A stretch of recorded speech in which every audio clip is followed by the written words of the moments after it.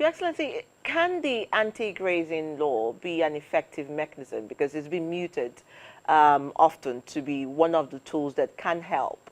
Is it something that is considered, or it's going to take its course through the law over time? I wish I understood when you say the anti-grazing law it's muted.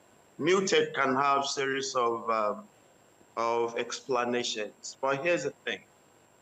In Benue State, we still have very active the anti-grazing law.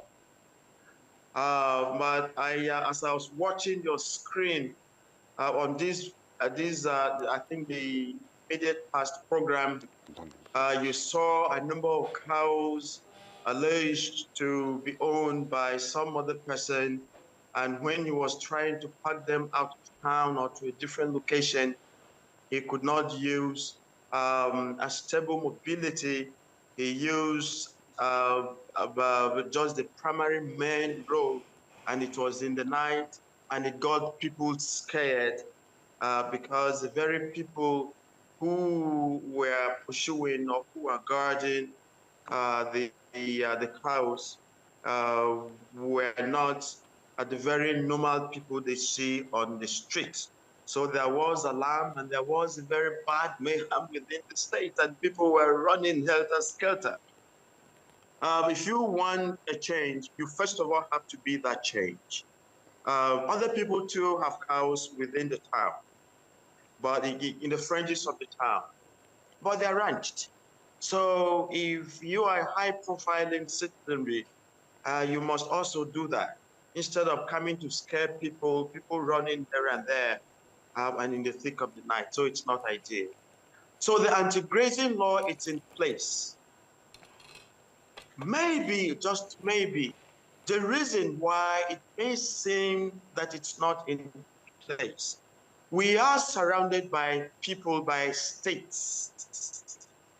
We are surrounded by Taraba. We are surrounded by by Nasarawa State. We're surrounded by Kogi State. The three mentioned states surrounding us here, the neighboring it's where the borders where our local governments are having challenges with in terms of these insecurities. People walk back and forth with their cows.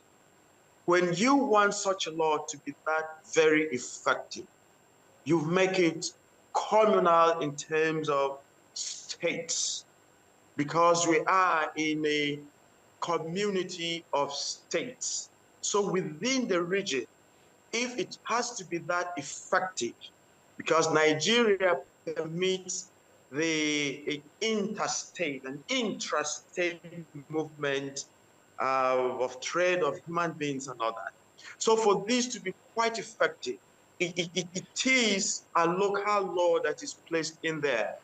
If our very citizens are not even complying to the law, how much less of those who are coming from outside of it? And then chances are that these might be instigated too. When I speak a number of these things, it's like I'm being put on the defense. That's to keep pushing blame or to keep defending, but that's not the case. People do not like you when you just say it straight as it is. But this is a fact.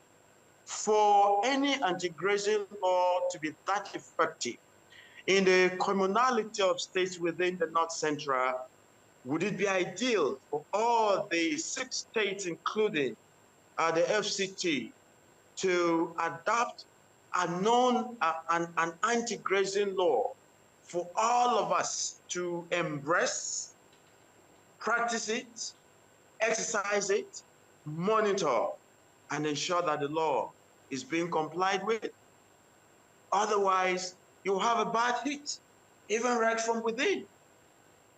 I think that this is the thing. So I want people to understand that the law is very, very effective and it's in place. It's in place. And again, for the naysayers, and let them have this very clear. We're talking about insurgency. Insurgency comes without notice.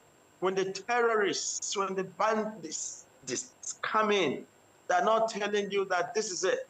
So they come in a way to hit you where it hurts most. And that is what we are experiencing over here.